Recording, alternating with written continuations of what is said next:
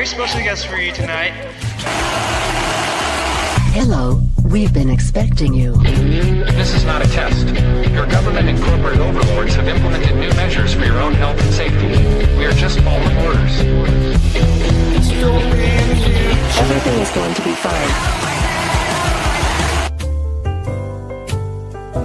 I'd like to introduce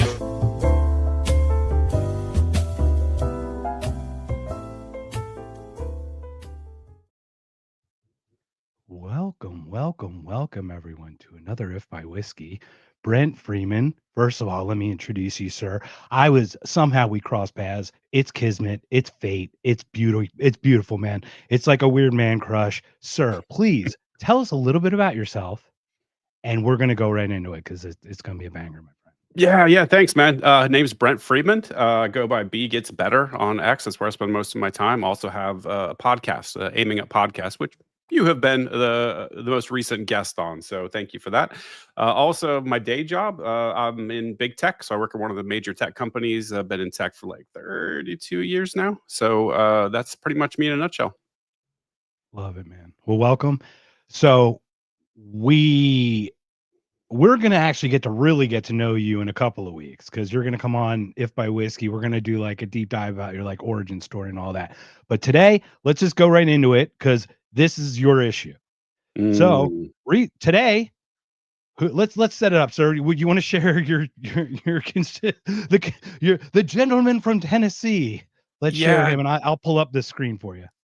Yeah, so you can play it first. You want me to do the little go for intro? it? Like, set it up, man. Set it. Yeah. So I've been tweeting at Tim Burchett for a long time, for a couple of months, because he was one of the primary people who talked all this stuff about releasing the Epstein files. He was the guy who was begging Pam Bondi. Go check his tweet history. He's just demanding Pam Bondi release the files and talking all this shit and saying that he wants public executions for the Epstein clients and just being over the top and ridiculous. And as a Christian, right? I don't know. He can't. I don't think he can be. Isn't he a Christian? I'm just saying Christians wanting execution. It's a weird thing for me. I don't know. In a weird thing, I don't know, but like I can't imagine somebody protecting pedophiles who's a Christian. But that's a whole other thing. No, that's true. That's a whole essentially, other thing. The nexus of my beef with this dude, this piece of shit, is that he did all this stuff, and as soon as Thomas Massie and Ro Khanna put forward the discharge petition, which required 218 signatures. Tim, who I expected, and I said in our last video, like I clipped it up, I said, like, I expect him to sign it. There's a few people that were very noisy, even after Trump was elected. When all of this sort of stuff started to dwindle down, Republicans started to change their colors about Epstein, Tim kept saying a bunch of stuff, and I think he's playing politics to his constituents here in Tennessee. And but I still gave him benefit of the doubt. I said, oh, he's going to sign. And there's like, okay, day one, he doesn't sign. And then like day two, and there's like a week goes by, then 2 weeks go by. And suddenly it dawned on me. It's like, oh, this motherfucker is not going to sign this petition. And this is about the same time where Trump was like, oh, if you try to release the Epstein files, I'm going to view this as a hostile act. And you see what Trump does to people he considers to be hostile, like Thomas Massie. You're going to primary him. Miriam Adelson's going to open up the wallet. It's going to be $20 million to try to primary you and that sort of thing. So, you know, I saw what was going on. I saw that Tim's playing politics. And I'm like, okay, maybe he's movable. Maybe if he just gets called out in public. Sometimes politicians, if they get embarrassed enough in public, they'll pivot. And they're like, oh, I kept applying pressure. And like I said in our last conversation, you can check my tweet history. There's probably like 1,000 tweets from me at Burchett during this time saying, sign the petition, sign the petition, sign the fucking petition. You talked all this shit, sign it, sign it, sign it. And I get attacked mercilessly in the comments underneath those tweets by his supporters.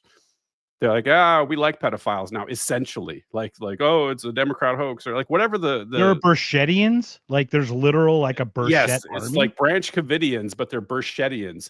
It's just cultist people. And I don't know if they're bots. They could be paid bots. I don't really know. I mean, I don't personally know these people, but they're the people that always comment under his stuff.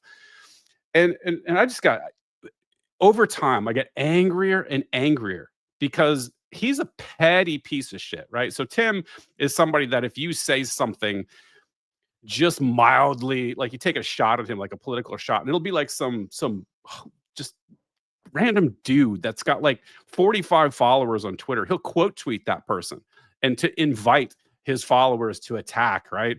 They go after him and stuff. And so he's very petty. And I was coming at him hard, like in a lot of different times, in a lot of different ways, in a very embarrassing fashion, going straight to the point. And he will never respond to me. I've had a couple of those videos I've clipped up for my podcast that I've posted doing the exact same thing, calling him out, just like I'm doing now. He won't respond at all. And I think I got to him because today he releases the video that you're about to play and did exactly what I predicted, which is I'm going to be quiet and I'm going to block essentially because we were one vote short for like 2 months on Massey's petition. We were one vote short. It's Adelina Grijalva, right? She's getting sworn in and allegedly she's 218. No, it's done. I think that the whole thing is done. So that's already taken care of. My understanding is she's already sworn in and the petition is going forward. It's already a done deal. But my point is, I predicted what he would do. He'd do that slimy piece of shit politician thing where he will not basically block. We were one vote short. He could have just signed the petition and it would have gone forward, but he didn't do it. So he single-handedly blocked Massey and Ro Khanna's petition from reaching the floor. And I predicted this when the 218 finally got hit, right? And it was going to a floor vote. That's when he would switch. Then, because this is what I think Thomas Massey even explained the grift here that goes on, is that Republican leadership will actually grant passes to representatives that have constituents that are worried about an issue. So in this case, like they can block it, but as soon as it goes to the floor for a vote, they'll whip it in such a way that the measure will fail. So like, I think we all know, like this is going to fail. The Republicans are going to kill this. We're never seeing the Epstein files, but they'll give the people like Tim a permission to vote against it so they can save face to their constituents. So I knew this was some slimy, shitty politician stuff that was coming. I didn't know exactly how it was going to play out. So I think I've given an extensive preamble. You can probably play the video now.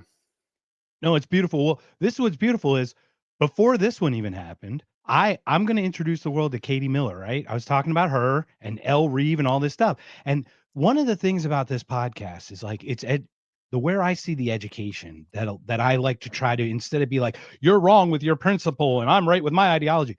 It's not about that, guys. I show you how they fuck with you. That's my job. So we talk about manufacturing consent and all this stuff, right? This is this. That's exactly what this is. You saw this literally with Chuck Schumer last night.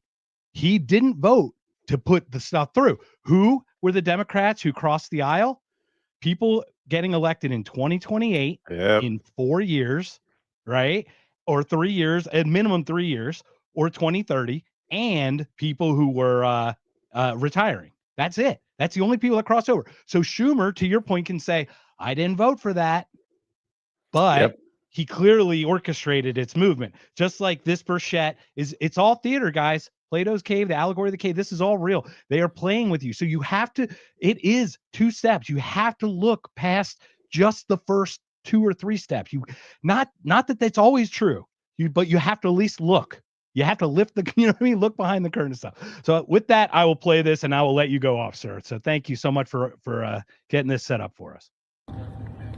Hey everybody, Tim Burchett just left the House floor, and I tried to do a UC unanimous consent of tried to get the Epstein files, get it straight to the floor, to cut out all this nonsense, and and the Democrats blocked it, oddly enough. Now here they've had it for 4 years, and they obviously if there's something there about Trump, they would have released it, and now they're all, let's get it out. Well, I just made a motion to bring it straight to the dadgum floor, and they blocked it. So this is politics. It has nothing to do with what's doing what's right, and it's Washington D.C. to a T. And again, they ought to be ashamed of themselves, but they're probably not. Thank y'all for sending me here. What a disgusting piece of shit that guy is. Sorry, I can't hear you, Mark. You're not coming through. They blame you for the thing they're doing. Like literally, exactly. like, what this politics bullshit? It's projection. It is textbook projection. he knew. I've been shaming him for months, and he knew, and the timing is so beautiful. It's like literally this morning, and I get that there was timing on the other side too with releasing that. You saw the Epstein emails today. I posted all about that today. There's a whole bunch of emails between Wolf, right, the reporter. Wolf. Yep. Yeah. There's a bunch of emails which basically said, and this is explosive. Donald Trump knew, right? I think it was the quote Epstein has. Of course, Donald Trump knew about all the girls, right? Like that was. I mean, it was just matter of fact. And the fact that if you look at the bottom of the emails, it was like privileged and confidential. It was attorney-client privileged emails, right? So it wasn't even, like this is stuff that Epstein thought was protected communications that would never leaks. get out. These are literal leaks. Yeah, these are literal leaks. And so this is not like the contents of the email were written such that he never thought it was going to reach the light of day, right? This is not political. If the timing might be political, the Democrats might have been trying to embarrass Trump, and good for them, because fuck him, right? We basically have what everyone with a brain knows. Like, I have to be careful how I say this, like very, very likely pedophile and Epstein clients running the country right now, right? And it boils my blood, it's man. The big club that we're not in, man. And don't get me wrong, I don't want to be in that club. Fuck that. But this is ridiculous, man. They're all but so Tim's coming out and says, using terms like shame. Like, this guy's got no shame. This guy's got no soul. Like I said on my show, like this guy on his Twitter bio, he talks about how he's, his wife and his daughter. Like, I'm a husband to whatever the hell his wife's name is, and I'm a father to his daughters. Like, and I'm just like, you are a disgusting piece of shit. And to talk about the procedural stuff, right? So we talked, because people might not know, and I know I posted it on Twitter today, the details. And that's what I like you to share, because like, once again, okay, if we have the 218, then how did this fail, and how did this thing, what's this UC thing versus the other way? And I know you know that procedure, so I'd love for you to kind of dissect that a little bit. Just once again, we're here to educate. We want people to people will come to our side once we show them the light. That's all. We don't need to force them on our side. We just need to show them the shit that they're supporting, man. Yeah, I'm a little bit less optimistic about that premise than you are. Trying. I'm trying, man. I'm trying. I'm going to try my best. So by the way, I'm not a political guy, right? I don't follow all this procedure stuff, but I looked it up, right? And so unanimous consent is this is basically what Tim did today with a UC motion is highly irregular. This is not what it's used for. This is used for things that are not controversial in the slightest and requires consent of like 100% voting. Which, when have you ever seen anyone vote 100% on anything even remotely controversial in the House? Like, so it never happens. It's almost like a pass fail. Like, it's literally like a pass fail. But it's got to be like almost like all but one, like one black ball would knock it all out. Exactly. One person defecting would blow the whole thing to bits, right? So the chances of it. That's bullshit. So exactly. So Tim, this is all fucking theater. He put it forward knowing it was going to fail, so he could give himself some cover with his constituents here in Tennessee, right? Oh, and then it's crazy because I posted that video under his little, like the one he shot on his cell phone coming out of the Capitol, right? And I posted my video underneath it. I think Terry Batts from Free Show, I got in a little thread with her on this. But Dr. Simon Goddick retweeted that. He's got like 1 million followers. So this started to get some public traction. Then after that, he posted another one from his office. And so he is scared. Like, he is trying to do this mea culpa, this get out in front of it sort of thing. Look at me. I'm trying. Oh, the bad Democrats, they voted it down. It's such transparent bullshit, and it fucking boils my blood because I'm a victim of childhood sexual abuse, right? So this is why it's my hot button issue, and I know people that are Epstein victims, right? So I am in this boat where I'm watching this absolute charade, this farce, this gaslighting nonsense take place, and I've been calling it out for months, and then the thing that I predicted happened the day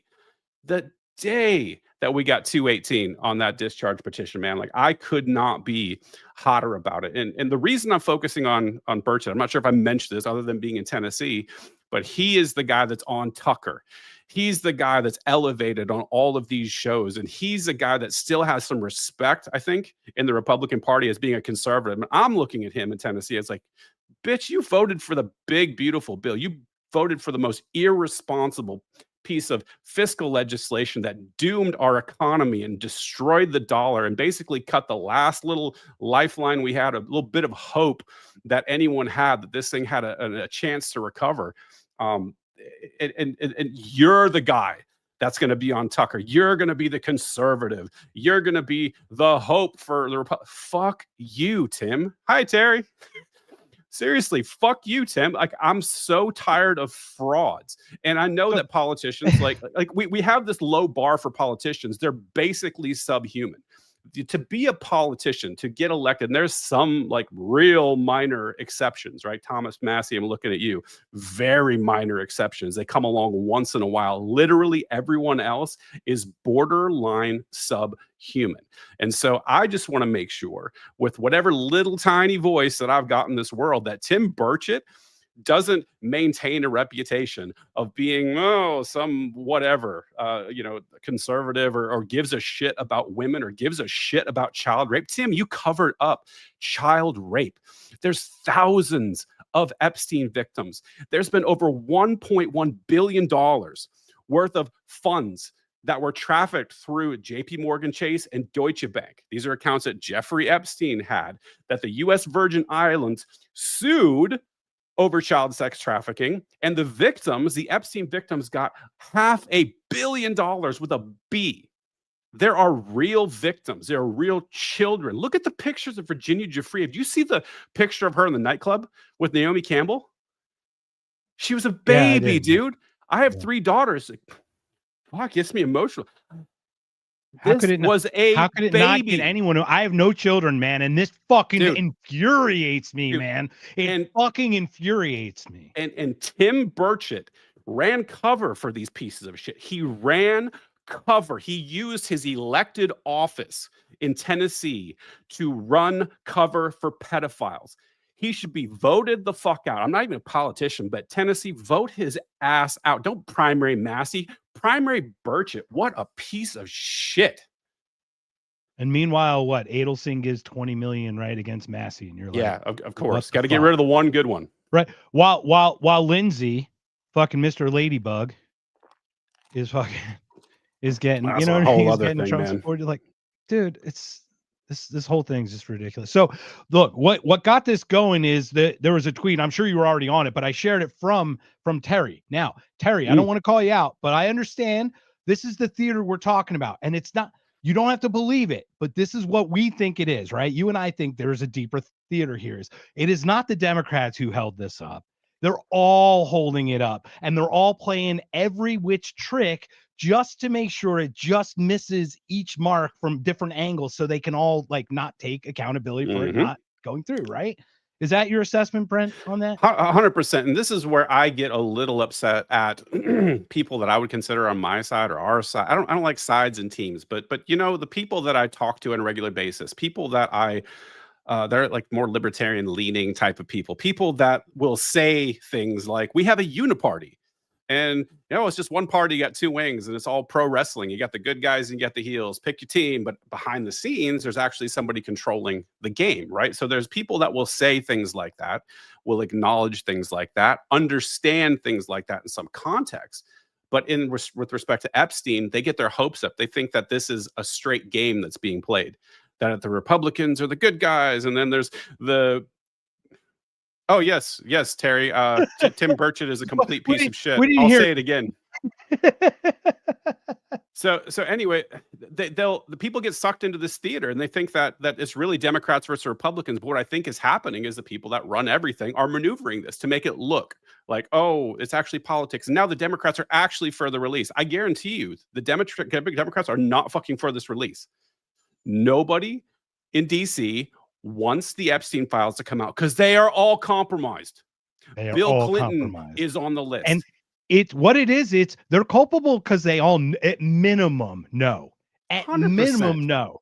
So they cannot have plausible deniability. There is no way. They're all over knowing this thing. That's the thing that's disgusting to me. Is that not it's an one open single person secret. Like MTG, Massey, they're on it, but you know. So can I ask you a quick question? Because you mentioned Nancy Mace, and I do not like Nancy Mace on any angle. But on this thing, like, hey, broken clocks can be, look, they're allowed to be right. In this case, obviously. No. I won't allow that. I won't allow that. No, so I will say I do not like Nancy Mace. I think she's a crazy lady, right? Okay, but got it. I think it is unfair to say something like a broken clock is right twice a day, Right, like right. to That's not true. give her That's- adequate credit, because imagine the, and because we saw this play out today, imagine the political pressure that somebody like Nancy Mace, Lauren Boebert, Marjorie Taylor Greene, right? These people were being targeted by the president of the United States.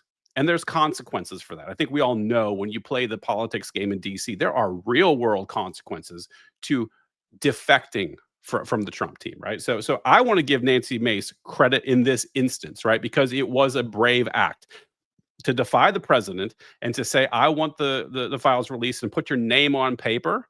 And these people were pressured too. Keep in mind, like, we all know this whole bullshit shutdown, this was dragging it out. This was extending the time which they could maneuver. They could strategize. They could try to figure out, because they're in the back room, I promise you, the whole time. They're like, what the fuck? And while this was going on, they're still pushing, because they had 218. They're like, we just need to keep pushing it back. If we can just get one or two while we're waiting, while we're drawing this out, we pressure these guys back. That's this whole game. It's all a game. And Terry mentioned it too. And hey, we've got Whiskey Smiles on. Jake, he's the upcoming new co-host of FY Whiskey. Jake, I sent you an email link. I emailed it to you. So jump on if you can. Feel free to jump on. I know you're kind of in between stuff trying to get on here. Give me 1 second here. I wanted to pull this one up, I think. Yeah, go ahead. Go ahead and read that one, Brent. We'll go through a couple of these as well. Hey, hell yeah, Terry. I agree. This is all a game, and it's going to result in, check my tweet history from last year before the elections. Like, you're never seeing the Epstein files. We are never getting those fucking files, no matter what. So just that's the way it is, and everyone needs to stop getting their hopes up. And I don't want to be that guy. I kind of am a little bit, for things that I see are silly. When people are getting their hopes up, I'm just like, okay, you got to pump the brakes. You got to be honest. But you can do both, right? So obviously, right? I'm putting pressure on. I'm pushing for it, but hopeful. We're obviously, yeah. Exactly. So I'm like, you know what? I'm going to call out every piece of shit I see that's doing some horrible, shady stuff to protect pedophiles and child rapists. And let's not forget, this is a giant blackmail ring too. I don't know if you saw the release of the emails today. Epstein was talking about exactly how to blackmail Trump.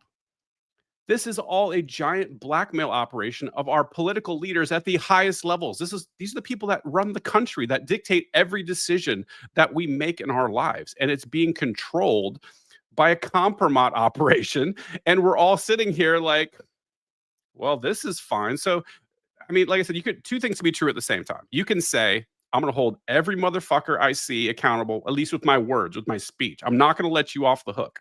But I can also accept the fact that we're never seeing the files. Trump is going to start literally a nuclear war before those files are going to be dropped. Like, he can't. Like, he just can't release it. And it's not just to protect himself, although I believe he's completely compromised and is a client and is a child rapist. I've believed that since the Katie Johnson lawsuit came out in 2016. So I completely forgot where I was going with that. I could see it by considering women are Trump's weakness. Clearly, he's admitted that many times. That there is an instance where someone under the age of 18, whether it be by a day or a week, this could have happened. Are you kidding me? Are you not? I mean, I cannot not see that. That is not implicated. That is not accusation. I can't do that because I know that's just the worst thing that you can accuse someone of. However, there's definitely protection. There's protecting there of it, For sure. And the other thing on top of it, if I may too, on top, it's not just pedophilia. That's the most egregious, obviously, but the military part, he's selling Côte d'Ivoire Israeli security equipment. Like, he's like a fucking gun runner, dude. Like, literally, he's just the middleman for the guy who got the people connected to the people. And he's not even the main guy. And so this is one thing I love about Whitney Webb's work. If you've looked at Whitney Webb's work, the whole Iran-Contra thing, the arms smuggling and all this sort of organized crime, it is all tied into the Epstein affair. Diddy is tied in all this. There are others out there. This is a repetitive thing. There's multiple operations going on. Robert Maxwell was involved in this. Jamal Khashoggi was involved in all of this stuff. And people end the same way. They sort of unalive themselves randomly in strange situations and circumstances that make absolutely no sense. And so you're right. It's absolutely bigger than this. It's a long-term problem. And this is a franchise that keeps getting rebooted. But this is the franchise that we're dealing with right now. And this is the thing that we should have answers to. Everyone deserves answers to this. And I'm afraid what's happening with our country is that we're not going to get answers and no one's going to give a shit. And even I was just going to say that fatigue is what happens with Americans. You still have to shout to the rooftop. It does, regardless of the result. These are things at which we must shout the whole time. Yes, but the thing that sucks is they don't care about shouting, right? So this is where I think the government is. I'm almost positive the government is in this position. It's like they're looking at us saying, "What the fuck are you going to do? Are you going to do something about it?" Absolutely. And everybody looks at themselves and says, "Not really." No, I'm not. I guess that's because where my mom's like, I love my mom. Boomer. Same thing. It's like, what are you going to do about it? It's like, well, if I stay silent, I definitely am not going to do anything, and I can't sleep at night if I just not. You know what I mean? I can't just bury it inside my own head. I think that's there's a certain percentage of us that just can't not. You know what I mean? I know I can't help myself. It's like I know that it's going to do no good, and I know that the government is going to continue to do what they're going to do, but I can't stop myself from saying shit. I don't know. It's just it's in me. And here's a great question. We've got: is it Treese Elaine or Teresa Elaine? What measure do we have that we can protect all children in this country at this point? I don't know. And here's the thing that's really deeply disturbing to me. And it's only my belief in this has only grown over time. So I had a victim of child sex trafficking on my show. She was trafficked by her father, who was a pastor of a church. And it started when she was 4 years old, and the sex abuse happened in the church. Ghastly. And then she explained to me how she was abused by some of these quote unquote sex trafficking help organizations, right? That provide aid to people. She was, exploited by those people. And she talked to me about the total, and I sort of verified her claims. I went back and looked at the scope of this is astounding. And ultimately, at the end of the day, I'm left with this just pit in my stomach and this deep held belief now after looking at things that the Americans just don't care about child sex abuse. It's like they don't, and it sucks because there's some great people that really do care, but as a whole, the country isn't doing anything. And one of the things I use as a heuristic to remind myself of this is the fact that people showed up en masse on January 6th over a fucking politician who they thought got screwed in an election. Over a game show host. Can we just say? Think about that. Honestly, think about that for a second. People bought tickets, flew into Washington, D.C., spent thousands and thousands of dollars, hotels, rental cars. They converged on the Capitol and they had a quasi riot over some bullshit election that doesn't fucking matter. Means nothing. But tons and tons, thousands of victims of child sex trafficking are known right now. The president of the United States is connected. Members of Congress are connected. Very, very powerful donors like Les Wexner of L Brands, Victoria's Secret, deeply implicated, as are donors on both sides of the aisle. He definitely funded it. Well, who's the guy who said, I'm done fucking paying your 10 million or 7 million? He's like, you fucking pay me, bitch. Pay me now. Shine my fucking shoes. Yeah, it's dude, what are you kidding me? So the point is, like, we know, like, literally, it's the topic of conversation. It's been I watched Twitter today. It was all over. We saw the emails. We saw, of course, he knows about of course, Trump knows about the girls. Of course. Yeah, we got topless photos with underage girls and the president, like all these things. And we all know, and I think also there's something intuitively deep inside of us. If you look at Donald Trump and you look at all of the gross things he's done and said, like, for example, and this is where it makes my skin crawl. Dude, I literally get uncomfortable with this, that he's best friends with Jeffrey Epstein for over a decade, right? And says things like, oh, Jeffrey's a great guy, right? Like, he's a wonderful guy and he loves beautiful women, just as much as I do. He likes them young, just like me, right? And then the gross things he said about his daughter. He made sexualized comments about his daughter. He ran a beauty pageant, Miss fucking Teen USA. He brought in he used a business to bring in young girls around Jeffrey Epstein and probably himself.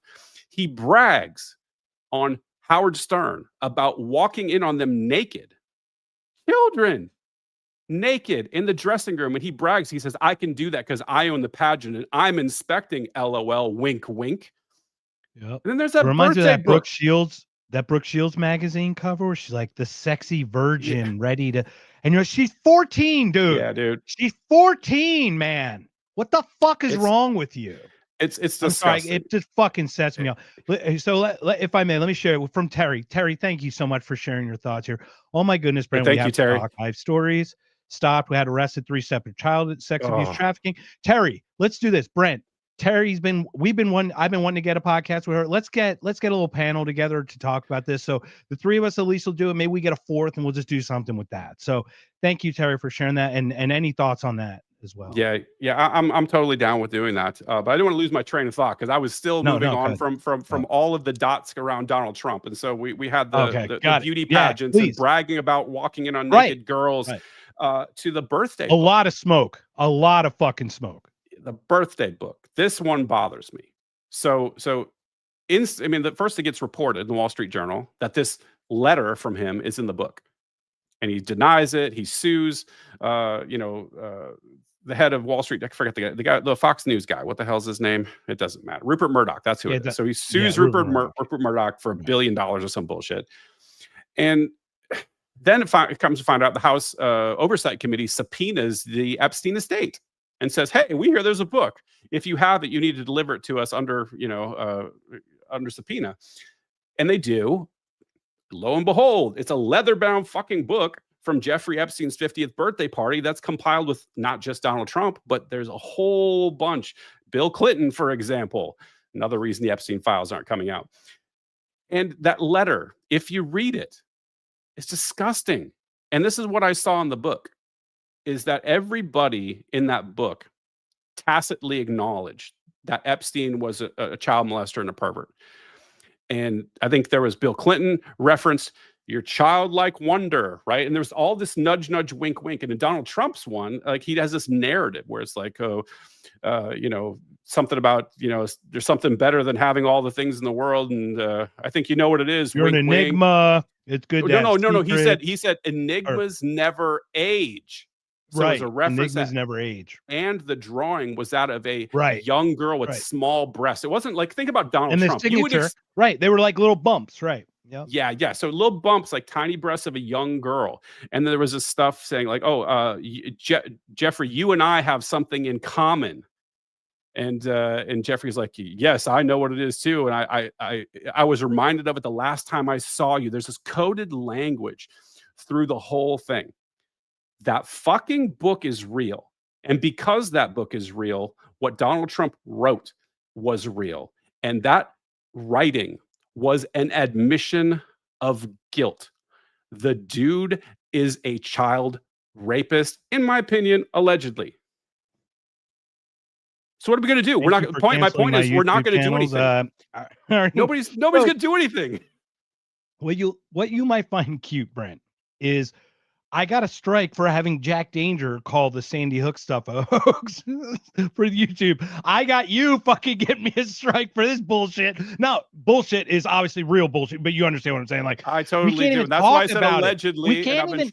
Right, I know, but it's like that YouTube will not allow you to express a fucking opinion about what the goings on are about the world is ludicrous to me. It's just absolutely ludicrous. So I won't be having a YouTube channel. I'm just going to keep posting to it. But 2 viewers, it's good. Well, I don't even care about that. I just no, I don't either. I just care about the message, man. Because I don't think, like I said, it's going to change anybody's mind anyway. It's just, and it's one of those things like says dismaying you to me. Shouldn't have a different opinion than pedophiles are pieces of shit and should fucking all go to hell. Like there's not really there's not a binary to that. Yeah, but it's like a luxury belief at this point. It's a thing that people say, I think, online a lot of times to sound like they're a good person.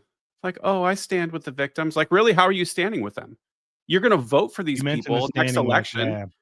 These motherfuckers are going to go out to the polls and punch a fucking card, probably a Republican ticket, top to bottom, for these same pieces of shit that Pull that protected lever kind of thing, that like the one. protected those child rapists, and they're going to try to make themselves feel better because, oh well, if I don't, then it's going to be worse somehow, or some utilitarian bullshit. And it's like, I think it's disgusting. I think the fact that people show up and say, I'm going to vote for, I mean, Tim Dillon had this great bit where he's kind of like saying like, well, honey, he's having like, yeah, he's having that fake discussion with his wife. It's like, but Bill, he's a pedophile. And he's like, they're all pedophiles, but I want to have a pedophile who shares my values. Pedophiles for Pete. And, you know, it's like, that's how ridiculous. Right. And I mean, it's a funny bit, but that's why it's a great bit, because the core but nugget that's the point. That's what's great about comedy. When it hits so, it's so true so that biting. You can't, it just hits so hard. And that's the thing. Look, this is the first presidential election. Now, I stopped voting for like Senate when it was Christian Cinema against McSally in Arizona. It got the ads got so fucking ugly. I'm like, I can't. I'm just disgusted. Like, I'm gonna sit that one out. But I voted Trump in 16 and 20. I voted Republican since 92, man. Since HW when he lost the first time to Clinton on. That's me. Okay, whatever. That's what I did.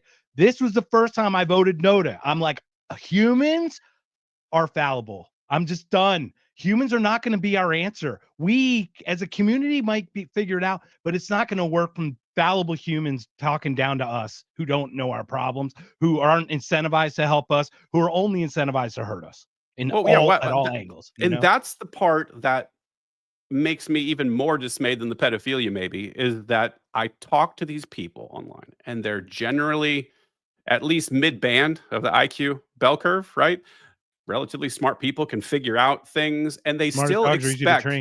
And these people with a straight face will go on Twitter and say, "You work for me. You're my. I'm your constituent," and I'm like, these fuckers don't work for you. They work they don't. They work for the billionaires. They work for the corporations. They work for the bankers. Those are their clients.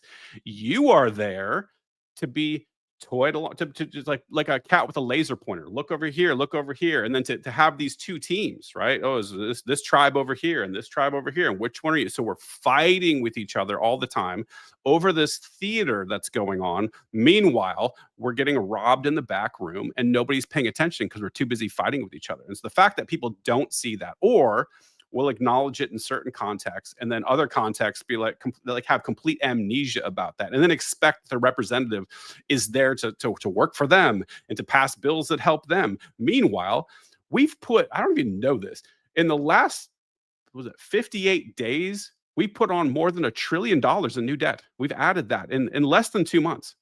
We're putting half a you saw the debt badge, right? I retweeted the debt badge guys, and they showed it's over north of 38 trillion.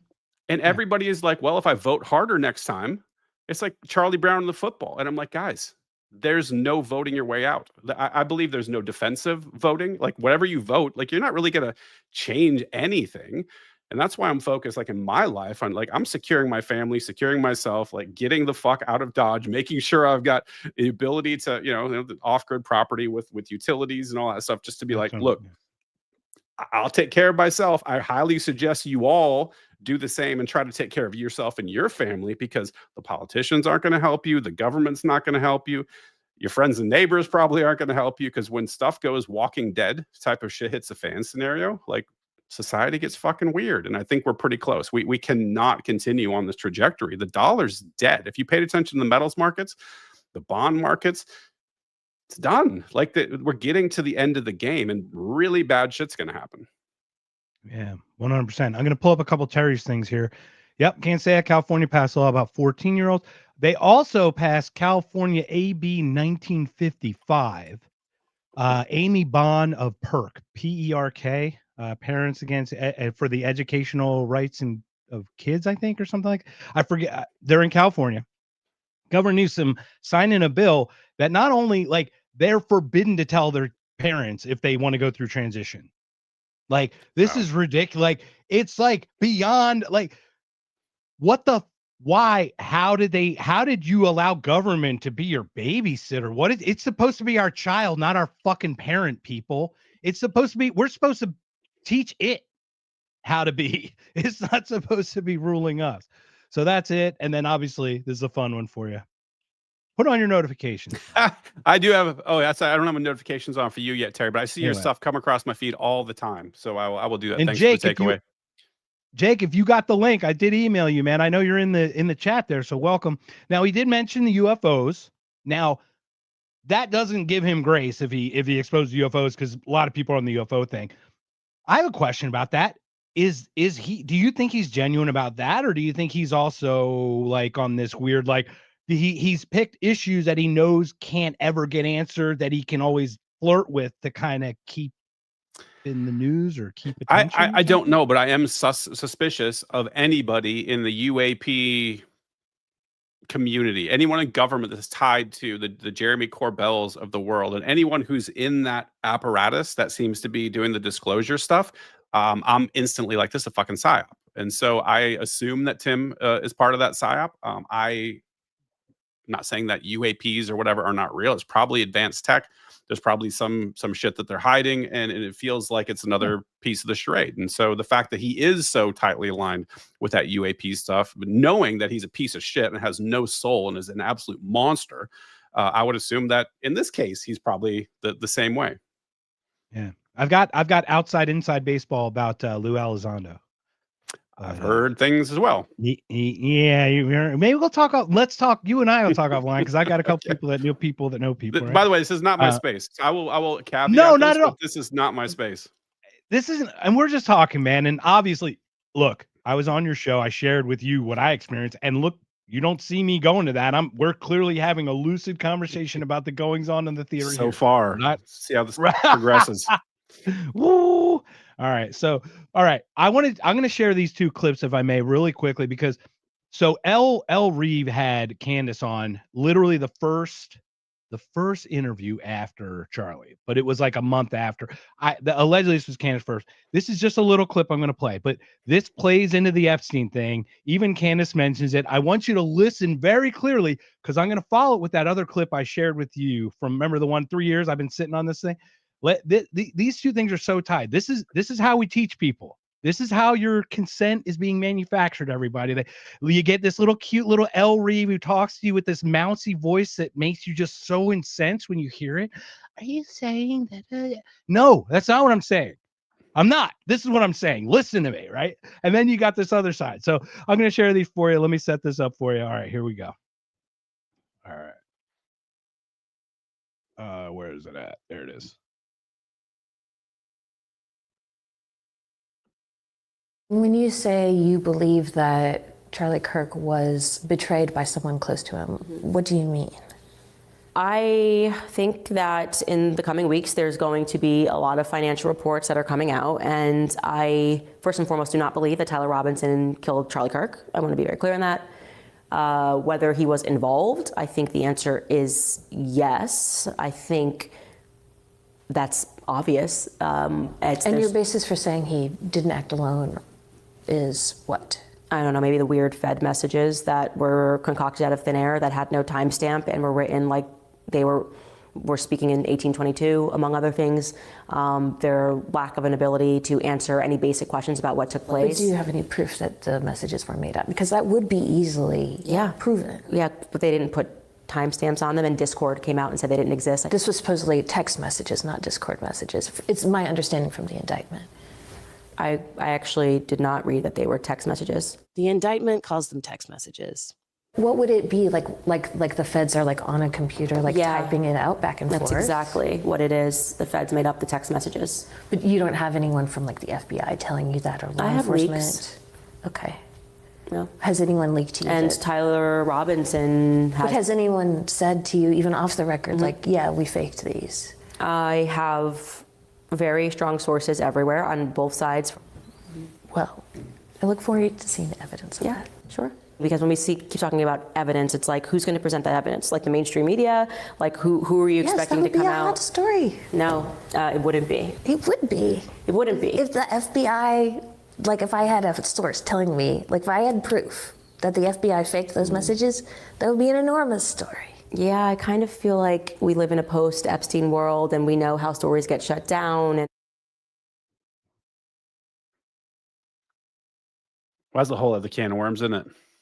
before I play that next clip, obviously, which you know I'm going to play, wouldn't that be a big story? I totally break that. I'm El Reeb. Look at me. I'm not part of mainstream corporate fucking media on CNN.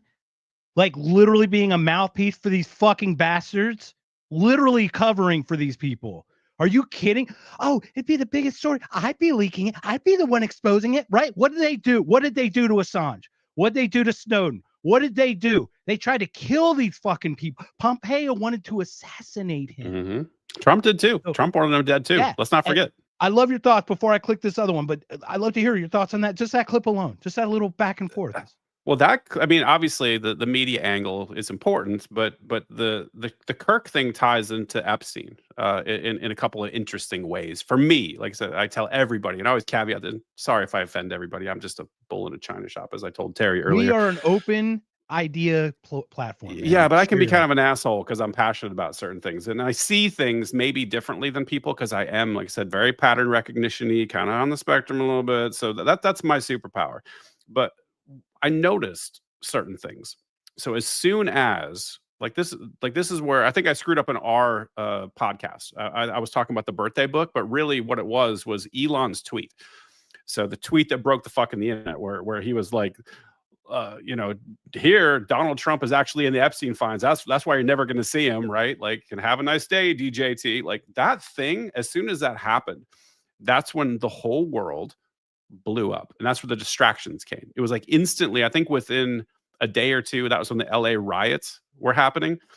So it's just all of a sudden we're LA riots, we're deploying the National Guard, everything's burning down, the cities are going crazy. And then it was like straight from like we didn't even tamp that one down. We rolled into a war with Iran. So suddenly we're bombing Iran's nuclear facilities. We're doing all this crazy, and the news cycle started spinning. And I started paying attention to stuff. It's like, oh, they really are trying to distract us from trying to get to these Epstein files. And then I noticed the birthday book came out.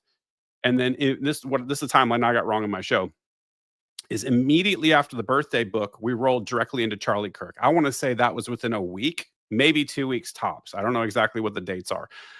And what I think about Charlie Kirk, and I don't have any strong theories about exactly how that went down. I agree with Candace that clearly Tyler Robinson didn't shoot him, at least not with a 30-06, because the ballistics on that the math don't math. Like that was not a 30-06 round that I saw him get hit in the throat.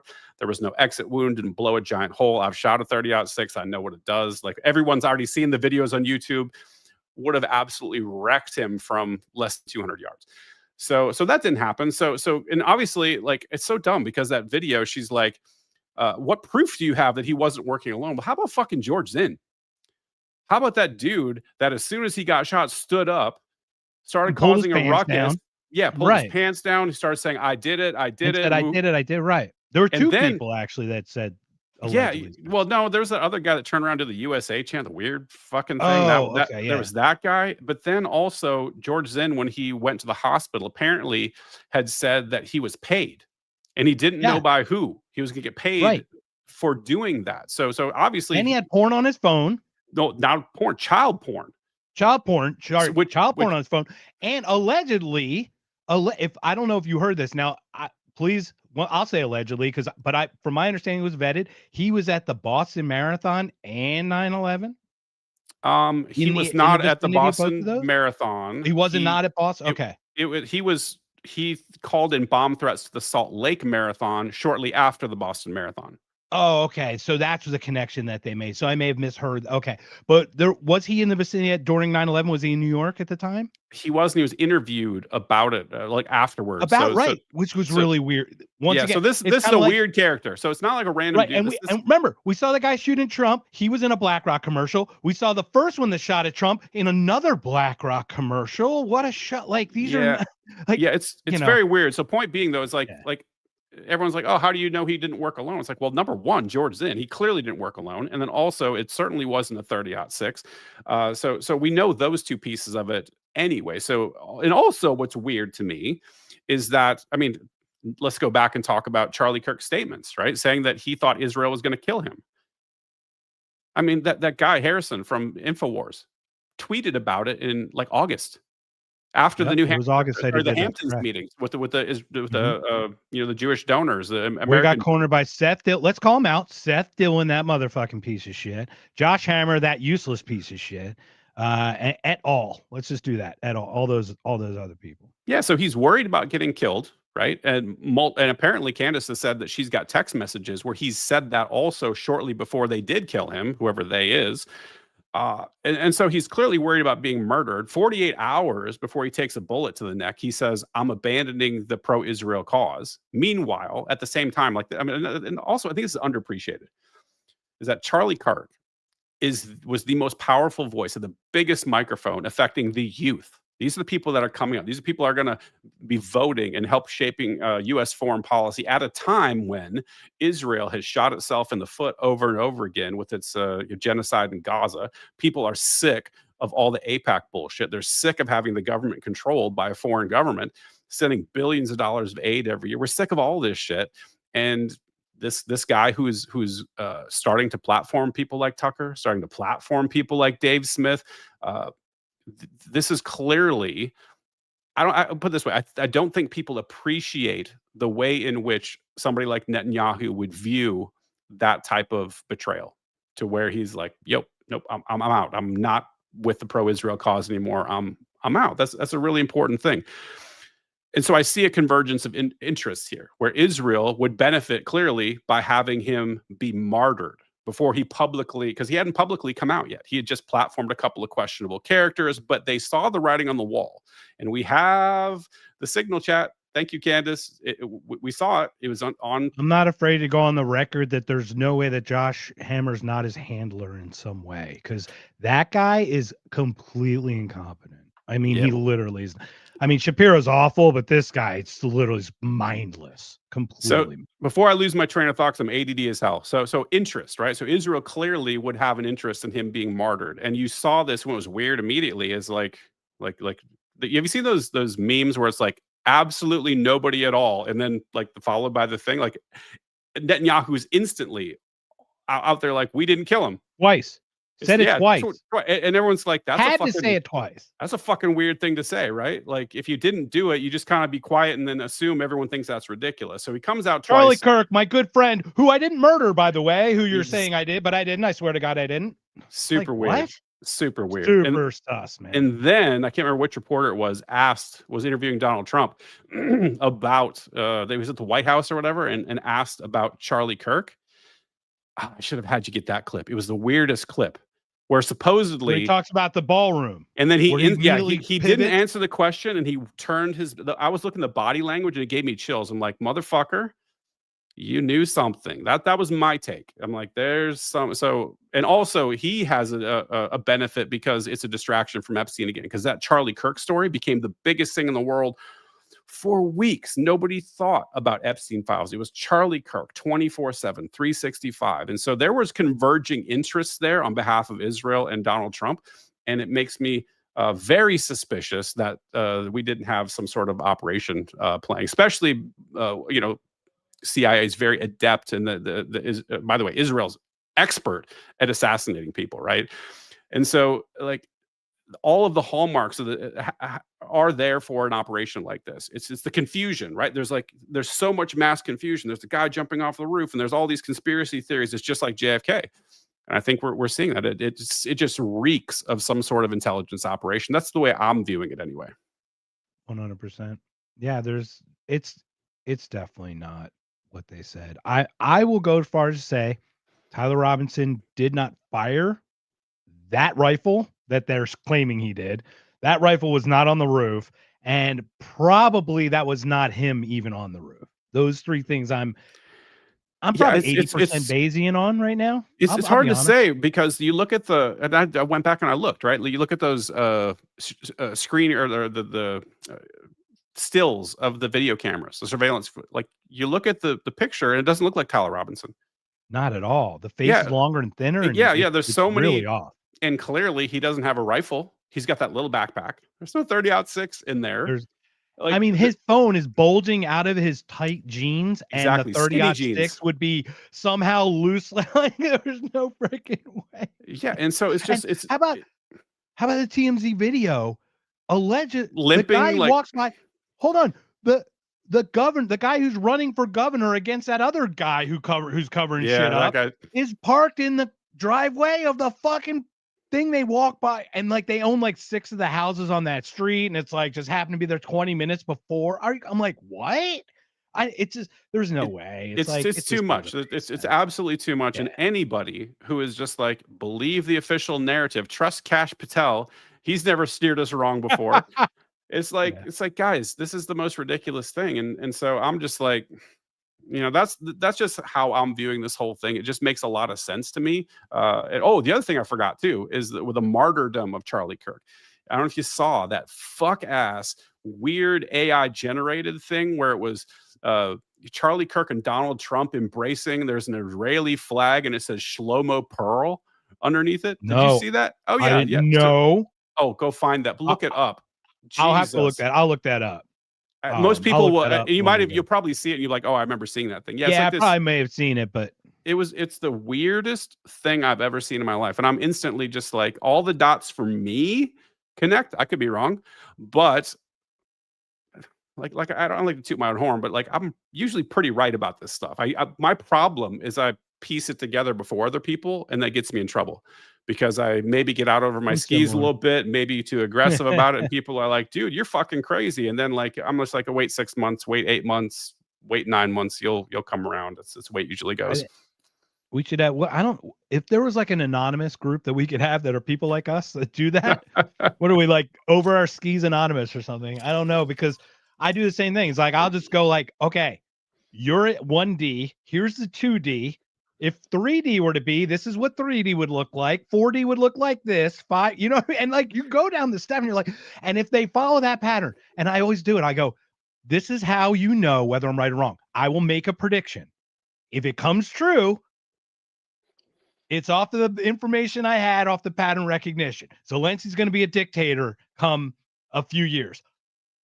Like these things, it's easy. I can tell you how these things are going to happen because once again, to your point, the patterns are just repeat themselves. Humanity rhymes. It repeats in that way. It's certainly just humanity repeats itself much more than anything else. It does. And I think one of the benefits I have is not being on a team. Right. So I'm not, because I'll put that up. Yeah. Yeah. So this goes there's back a black to pill moment. A black pill? I don't think so. I think it's white pill. No, right here. Back to fact. Nothing will be done about it. Oh yeah, it's not, and that's just accept it. But yeah, it is what it is. Where was I? I completely lost my train of thought. What was I talking about? We're talking about oh crap. I don't remember.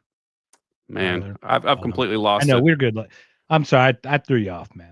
That's on me. It happens. Okay, let's do a reset. Go. I was just talking about the sort of pattern recognition and seeing things coming, right? Like I posted a tweet this morning, a retweet of mine from like 2024, and I predicted Donald Trump was going to basically govern as an authoritarian leftist, and here it comes, and here's all the reasons, right? And I remember what I was talking about. It was teams, right? So not being on a team. Since I'm not aligned with any of the teams, I think that gets rid of that human tendency to align yourself with a team, the sort of us versus the other mentality. I'm like, I hate fucking all of you. You all suck. You're all terrible. And so I think it gives me more of an objective vantage point to sort of just assess, look at the information and be like, you're fucked up over here. You're fucked up over here. And I don't care if I call out a representative that's on my team. They can go straight to hell because I care about principles.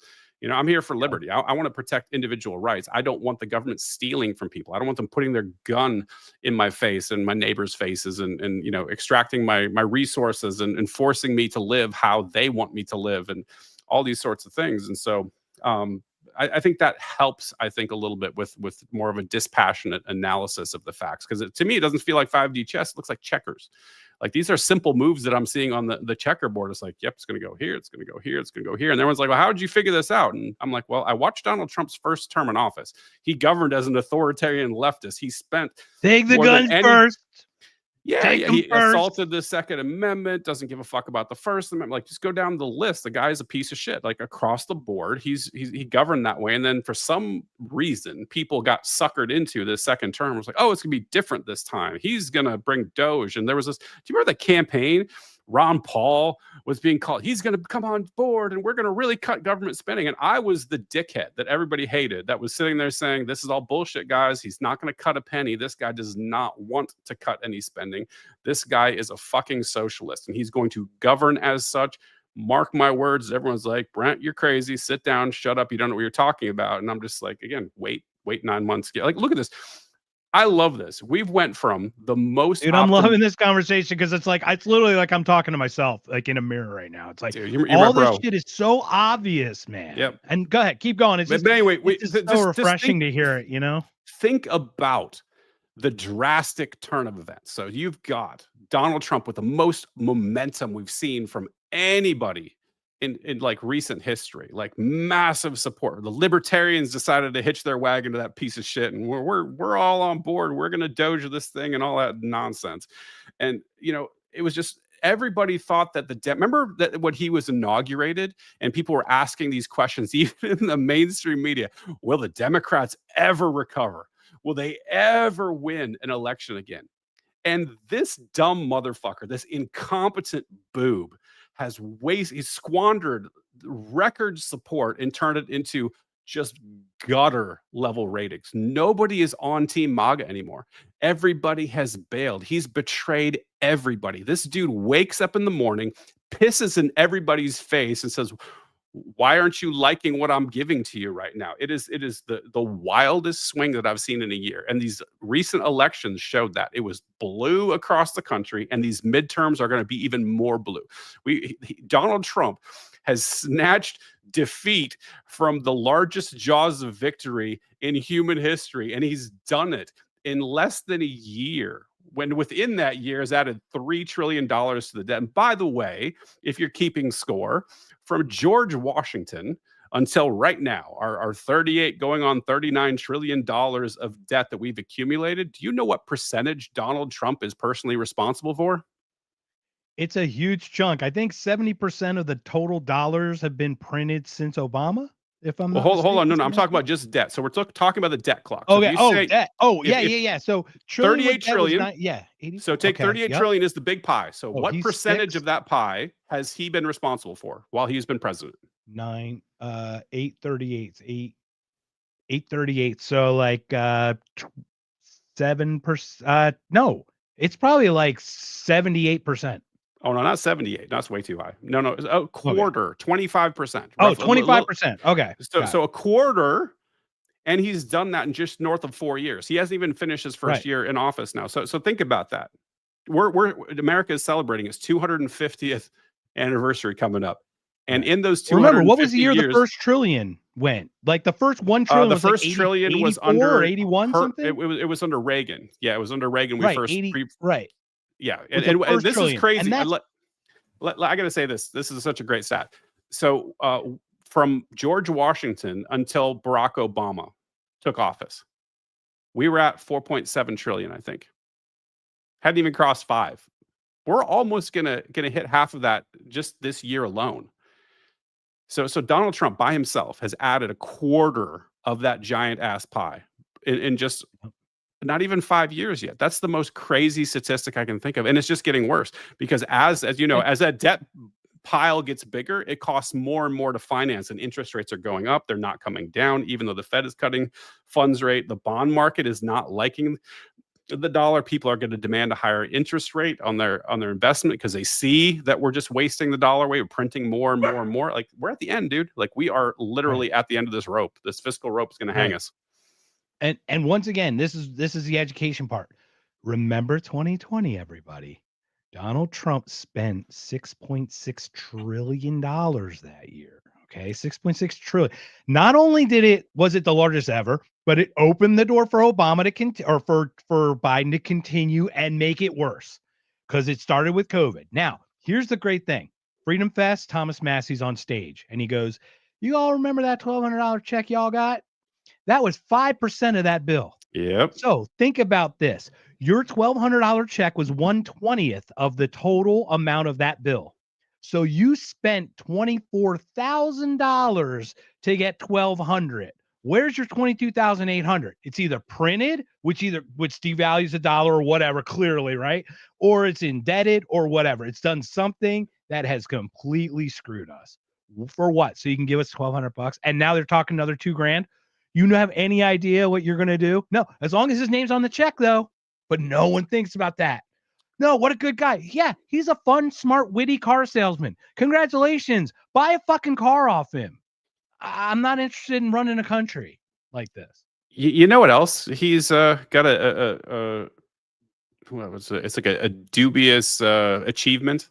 Is he is responsible for the largest domestic tax increase in U.S. history aside from World War time. So he has increased spending I didn't know. exponentially, and he has so the big beautiful bill, not big beautiful bill, tax and spend, right? He's yes, literally a Democrat. he's literally a tax and spend liberal. So this is something that I get really upset about, people who don't understand how tariffs work. That he keeps saying, oh, other countries are paying. We're bringing in, right? He always says that we're bringing in trillions of dollars, as if you're a business receiving revenue, and that revenue does accrue to the Treasury, right? So these receipts actually accrue at the Treasury. They're taken from fucking Americans, man. Like, foreigners don't pay tariffs. This is something people need to know about tariffs, is that tariffs are a tax on imported goods, and those are collected at the port of entry, right? So if you've got a shipping port, when the goods land, the importer of record, meaning some American citizen or company, pays those taxes directly to the federal government. This is a ginormous sucking vortex from the private sector, the productive sector of the economy, in a direct transfer to the government. Direct tax, yeah. Direct tax. Literally direct tax. Exactly. And now, of course, you know what they're going to do? They're not going to pay down the debt like they're talking about. They'll probably issue some stimmy checks to people, and then there's going to be rest is bombs and welfare programs and corporate stuff like buying shares of corporations, which is just total socialism. And the MAGA retards with the fucking red hats, they're like, yeah, this is great. This is what we signed up for. I feel like I'm taking crazy pills. Like, it is a very difficult thing to go through my X feed most days. I'm just shaking my head and face palming, like, what the fuck is wrong with everybody? It is a thing. It's like that Scott Horton thing. It's like, what is it about politics that made people so fucking stupid? You know what I mean? I think it's tribalism. I think it's it is. And being on a team, right? That's number one. That shuts down part of your brain. That was a point I wanted to make. Yeah. And then also outsourcing your thinking. I think a lot of people don't think, because, and truly, I don't mean this ironically, but thinking is really hard. Like, to actually think through something, it's very hard to do. So it's much easier to say, okay, well, I'm on this team over here, and okay, so who are my thought leaders? Right. I trust those people to speak for me in a weird way. I'm going to listen to what Thomas Massey says. I'm going to listen to Dave Smith, and I'm going to listen to whoever Bob Murphy and Tom Woods. Those are my people. And then if you're a Democrat, you're going to pick up, you know what I'm saying? Everybody does this. And then you take, essentially what we've been doing is we're recycling other people's thoughts. You're not thinking about it yourself. You're not taking time to analyze anything. It's just, what becomes is this mime factory. Or parrot factory, where we take this input from these people, we regurgitate it in an uncritical manner, not thinking about a goddamn thing. And then everybody's wondering why the world's all fucked up. I would encourage people to take some responsibility, maybe learn philosophy. That's a great place to start. If you could take a philosophy 101 course and learn about the laws of logic, Aristotelian logic, laws of identity, excluded middle, non-contradiction, these are super, super foundational concepts. And if you could work through some of those things, I think you're in a much better position to analyze the world, and also start being educated about fallacious reasoning, right? So there's certain fallacies that get deployed all the time. And once you're educated about them, you can just be like, oh, you just pick it out and make, and the news cycle makes sense. You can pick out propagandists. You can smell when you're getting bullshitted. But, like I said, that's hard. That takes a lot of time investment. And there's sports ball is on the TV, and there's rage bait on Twitter. And we're going to talk about some libertarian's appearance because I want to mean girl this, all this bullshit, man. It's depressing. Like I said, I'm not fun at parties at all. No, actually, you'd be a blast. I'd be sitting with you. It's like, how can we out depress each other? Because I'm down, dude. I love going down this stuff because it really is interesting. What my evolution was like. I was grade A neocon because of what my parents came from and what they did, and they all have a story. It's crazy, but I come out of that and I finally break from all that. So I'm looking at like Rechtenwald, and I started talking with him, and like I said, Clint was VP kind of, and then I watched that LP Nash. I watched the National Convention, and I went, this smells like the same politics over here. So as soon as that weird night happened, I was like, I am out. I cannot do this group. There is, to your point, it's like we have enough biases alone. Like clearly you have a biases or a focus or intense focus about certain intense passions of yours. Clearly, as we all do, as you should. That's enough of a bias. We don't need tribalism on top of it. I do not need to agree with your group. As a matter of fact, I don't want to agree with any group. And this is what's interesting about this evolution here. How I got into this podcasting thing even is like I was thinking things and then found things that aligned with my thought. It's not like I found someone or something and then glummed on. It's like I came across and then it became like hub and spoke. Like, oh, this person likes this. So, they like this interest. Oh, that's cool. Let me go off in that. I've always found that a good way as a blossoming of my growth is not like, oh, I like this guy, so everything they say is like gold, or whatever. Because that's how we easily get caught, Now I'm a Hortonite. I'm a Hortoneer. Now I'm not gonna lie. Like Scott Horton, he's almost like Ron Paul. He's kind of, at least with the stuff he says. Yeah, no. So Yeah, and that's funny you even said it that way. Hortonite, like what that is that's a tribal affiliation. And I was just laughing as you're speaking because we do this. We say we're not tribal, but totally. As we talk about this, you and I talking, and this is just like neuroscience, and I'm like a neuroscience dude too. We develop this sort of cognitive model where it's you and I are now us because I think you're pretty cool. We agree on a bunch of stuff. We develop, even if we don't state it, in our mind, we say, okay, we're this little micro tribe. And we have all of these overlapping, it's like a Venn diagram of all the different tribes we're a part of. And humans are tribal species. So it's important to not be like, I'm never going to be part of a tribe, but be more intentional about it. And I think if you're intentional about it and say, like, I can say to myself, I am part of a, at least loosely adjacent, although I shit on them quite a bit, libertarian tribe, and there's people within that tribe that, for example, like one of my favorite show, Freeze show. I fucking love that show. Like the people that are, I've been on the show with and people that are like, have been on the show. That's a tribe of mine and I'm aware of it. Right. And so as long as you're aware and you don't let yourself get sucked in, like unknowingly, I think you can manage it a little bit better. Like nobody's ever going to be perfect, but I think the whole tribal thing is very dangerous because it sets people up to dehumanize the other. And that's a real problem. And this is why I don't like political teams, because it's so easy. And you see this in politics. You want to kill somebody. And the reason human beings want to kill somebody from the other on a political tribe is because the gun of government. Right. So essentially, you're wrestling ostensibly through your vote to have the gun that I get to wield against the, like, I'm going to get power. I'm going to make you fucking libtards. I'm going to force you to do things my way. Right. When I get power, and then you abuse the other people. They take offense to it, and then they want to get power. And so so this is literally what makes people want to commit political violence, makes people want to kill each other. So I understand it, but I'm scared of it because I don't think people think about it in that way. I don't think people spend enough time even thinking about government in that way. That government actually means that if you want a government, you want the government to have the power to murder people. That's the most uncomfortable truth that I think is out there that people reject en masse. Because, well, I don't want to murder somebody. And then you kind of walk them through it. Like, for example, if you're a Republican, and they want drug prohibition, right? They're cool with them blowing up Venezuelan boats just summarily out in the middle of the ocean, or they want to stop you from having a plant in your backyard. And you can kind of do this thought experiment and you kind of walk them through it. And it's like, well, what do you mean? I want you murdered. I'm gonna say, okay, instead of some random person, let's say it's me. So, I'm talking to you, Mark, and I'm like, hey, I actually have, I don't know, glaucoma, and I want cannabis, right? So it's illegal where I'm at, right? And you want it to be illegal. You're saying I want drugs to be illegal. And here I am on my property, right, in my backyard, and I'm growing it, and I'm consuming it on my own property. And they'll say, well, yeah, but I don't want you murdered. I'm like, okay, let's test that principle.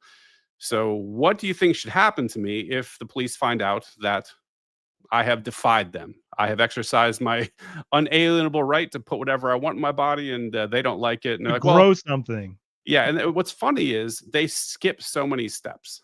So people, because they don't want to accept the fact that the state is violence, they will say, well, they're going to come arrest you and throw you in jail. And then I say, but I don't want that. I don't wanna- resist that I don't- because I I'm don't- I'm a liberty-minded person. I am on my property, minding my own And you're business, harming you're nobody, trespassing. and I don't want to be arrested. And I'm like, then what next?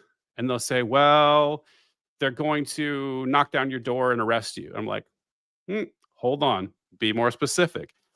I don't want to be arrested, right? And then you eventually get to that point where, like, well, I'm going to defend myself from the attack, right? So they knock down my door, they're charging at me, they've got guns drawn, they're wanting to handcuff me, throw me in a cage, and if I shoot them or in any way defend myself, and then they immediately will flip the mental script. Well, you just assaulted a police officer, completely ignoring the fact that all of this violent shit had happened, and the fact that if you do try to defend yourself, they will escalate the conflict to murder you, right? So I've just drawn the line A to Z. So basically, if you want drugs to be enforced, right? So people will finally accept, okay, fine, like, yeah, for drugs, and yeah, I'm willing to accept some violence for that.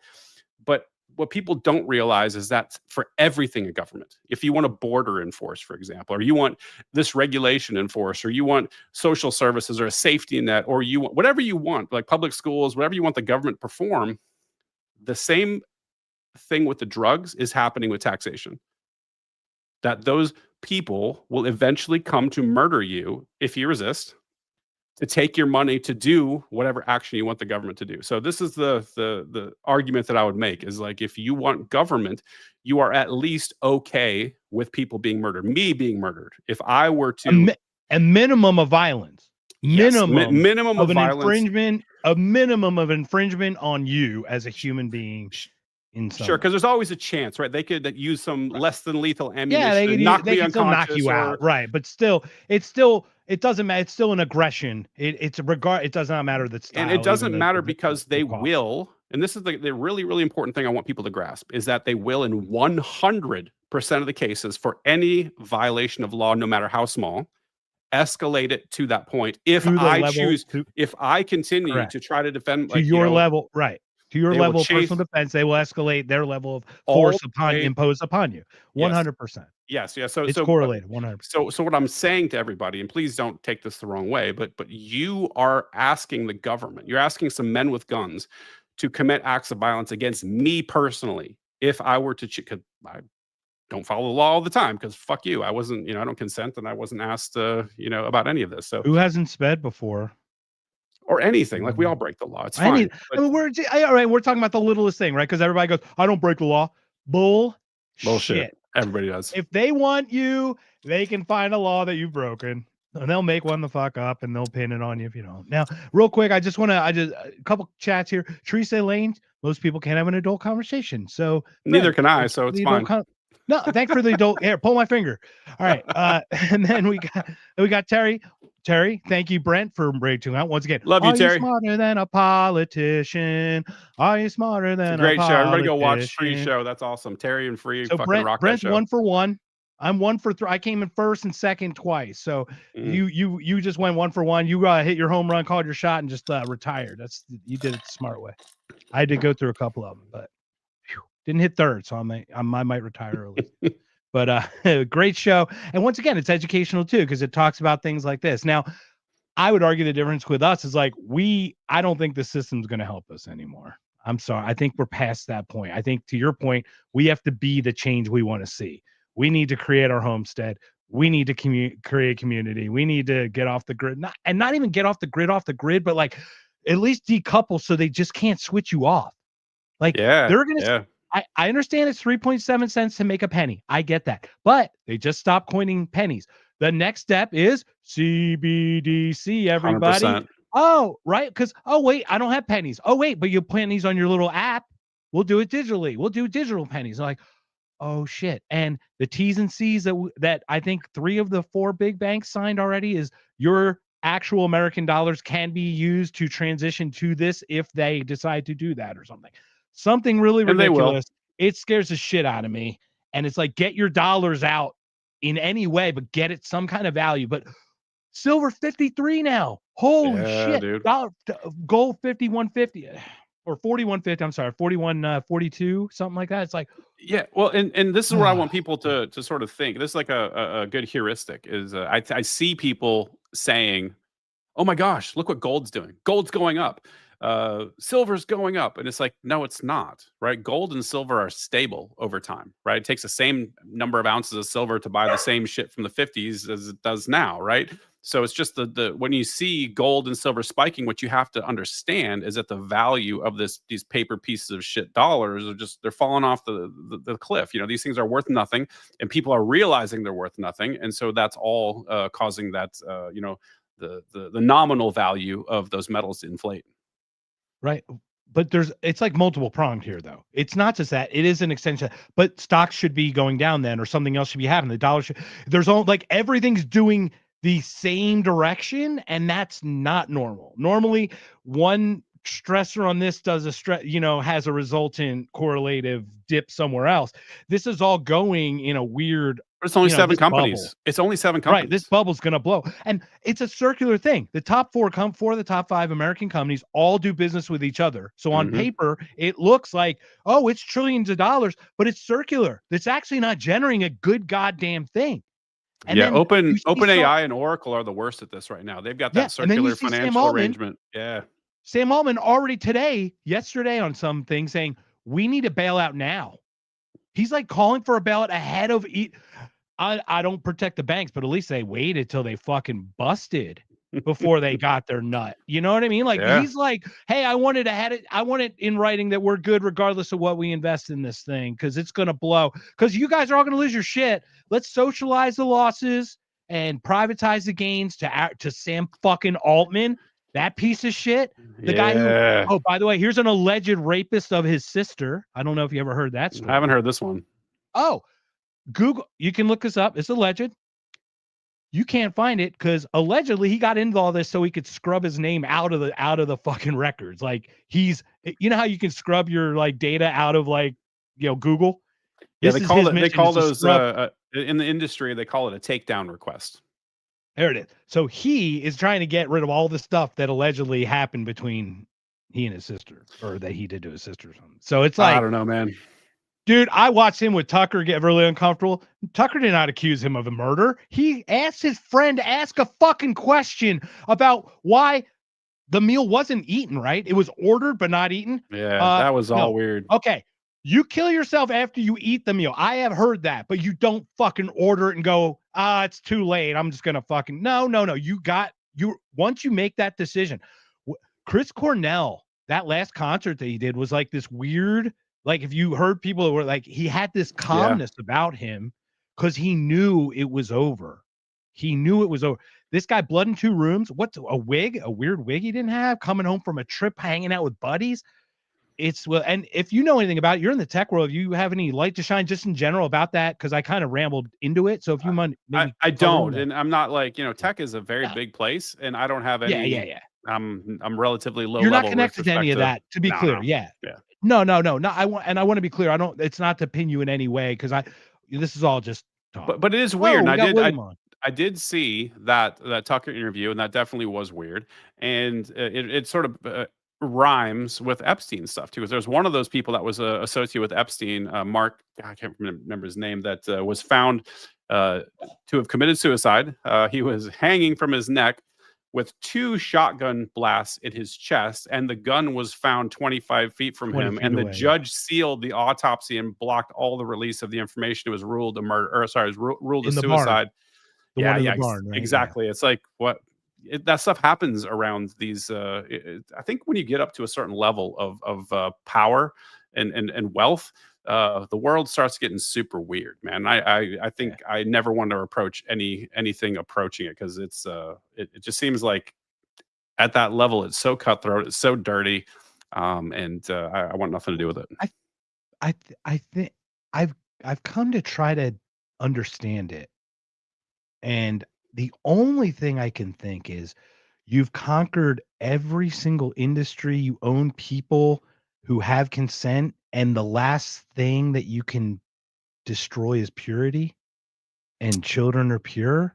And that's like, I can think, it's so demonic when you think about the type of mentality you need to want the power and to want to. So That's I what I can only think, right? think So I think there's that's what it is. something, because I don't know if you know, they've done a bunch of research on psychopathy and CEOs Yeah. and like super hard charging people, Oh, right? yeah. Vast majority of them are psychopaths, and you start to wonder what type of pathology is in that brain. It's like this double-edged sword. There's like, it's super powerful at achieving goals, right? They can just, I mean, have no morals, no ethics, will cut anybody's throats. And that's what you see in the Epstein files too. Like those emails, you start talking about Donald Trump and Epstein, all these people, and I'm blackmailing this person, all these dirty, shady things. And like at that level, I think you just aggregate this type of fucked up individual, and they all are together running everything. And I think there's some ancillary negatives associated with that. Meaning, I don't know if you watched or read anything about Virginia Giuffre's account of Ehud Barak raping her. Oh yeah, brutal. Like have you ever heard the alleged John Podesta audio? I have, yes. Yeah, the spirit cooking stuff and all the stuff with the kids. And I am your father. You will call me father. You will call.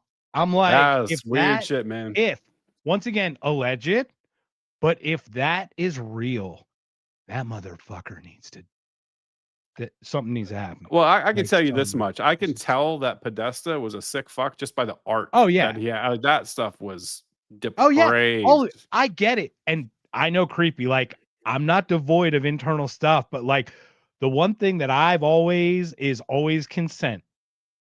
And children ain't got consent because they don't have the rights yet. They have to be protected until they can consent. They can't consent. Everyone's off limits. Like, that's just how it is. Like, I don't know another way. Like, it doesn't even, it's like to even think. Like, it's like asking when what's the guy when they asked Peter Thiel if he was the Antichrist, and it took him 3 seconds to 5 seconds, like, answer. Dude, that is a knee jerk. What the fuck is what the fuck? What? Like, no, he had to like ruminate. You got to think about that one. It's that kind of stuff. They just there are knee jerk. And this is the one thing, like we haven't talked about religion. I think we're going to get into that on the 26th when you come, 26th, right? Yeah. 26th is when you're coming on next time to share like that. I think is we're going to get into that journey. But like from that alone, like the religious stuff is like crazy too. You know what I mean? Like the faith stuff. And you're like, come on. I don't know. It's just, it's nuts. It's all nuts. Yeah, it is. And it's tough because you don't want to be super negative, right? Like, I think human beings are already predisposed to bias towards the negative. And that makes sense from an evolutionary perspective, right? Because if there's a greater downside to negative events than there is a positive upside to positive events, right? So for example, if you are out, foraging and you find, I don't know, 2 patches of blueberries instead of 1, it doesn't really accrue that much of a additional benefit to you. But if you fail to detect the bear that's in the berry bushes and you get your ass eaten, that's a major negative, right? So from our evolutionary history, the negative is what we're always looking out for. We're constantly on threat scan. Our amygdala is like, okay, scanning our environment. We're looking for negative, and we can get sucked into that online too. So we're only focused on the negative, which is why I encourage people to focus local. Be around your friends and family. Try to touch grass once in a while. Actually have a gratitude practice. Intentionally think about things that you're grateful for. Like that's kind of like the antidote to some of this. Because I think we can do both, right? Like if we're mentally healthy, we can sort of confront the evil in the world, and we can also try to improve ourselves, admit the faults that we have in the darkness of our own hearts that we're all trying to overcome. Try to be better. Try to improve all these things, without spiraling down into like nihilism or something. Because people oftentimes accuse me of being black-pilled, and I'm like, no, I'm not black-pilled. I think my view is the most white-pilled thing in the world, and I'll say it every single time. I think looking at government and saying there's nothing for me there, as much as I would like, everybody likes to hold on to hope. Like, well, if we just, did this thing here, we tweak this, we put the right people in, it's going to be better. It's like, no, you need to abandon. You need to let it go. And once you accept it and internalize, there's nothing for us there. Nothing. Yeah, instead of white pill, it's like a clear pill. That's what I call it for I you. think it's white pill. Well, 'cause no, it's- actually, no, what I mean is like it's transparent in that you're just openly objective about it. What I wanted to say is what I was saying about faith. This is where I got lost. Objective morality. Like there are some things that are just like objectively wrong. Like they're to you and I, like it's not even cultural. It's just it's ick. Like it's ick on a natural level. So like it's just weird how some people use faith to hide behind, and then they're worse using it, for example, or they hide behind a government or a power or some kind of like sure, how but I don't it know about gets. the trafficking with the Clintons in Haiti, but it sounds like that's not cool. But go ahead, you're on a point. Oh, I was gonna say it gets very weird to determine where lines are, and this is where people get in a little bit of trouble. But let me ask you a question. I want to throw a hypothetical out to you, and let's say there is a 58-year-old man, and he has sex with a 16-year-old girl. What do you think should happen? First of all, is that right or wrong, or do we have an objective, like yes or no, right or wrong? And then if so, if you believe that that's wrong, what do you think should happen to somebody like that? It's nuanced because at 16 it's like there's 16 and 58. These are no, hold on. First of all, it's 100% wrong out the gate. That's not before we even break nuance anything. This is absolutely sick. Okay. Now I see it. I'm in Arizona. I see a lot of these arrangements of these young women getting locked up at 9 years old, especially in northern 10, Arizona. 11. And FLDS, it man. happens. And So real quick. I don't want to go too far down this rabbit hole because I want to blow your mind. I want to blow your mind. I can't kill the guy, but it's obviously it's rape and he needs to go to jail forever. I don't know another thing, but I'm not like I don't know. Let me blow your mind. That scenario that I just called out that you're like that's wrong, that's bad, is legal in America in the majority of the states. I bet. Age of consent is 16. I think 36 states. Can I say this? Here's a different hypothetical that I go is if I saw anyone raping anyone that I knew was under 18, I would give up my freedom to make sure that person in that act is stopped right immediately to its final place where that will never happen again while that's happening. And I will substitute my right at that point. I've given up my liberty for that. I am happy to fucking do it. That's where I'm at. Yeah, and this is where I think America's fucked up again, is that we live in a country where I think very few people would feel comfortable doing some sort of intervention. There's been some cases in the news, right, where somebody catches somebody raping their kid and they just beat the shit out of them and kill them.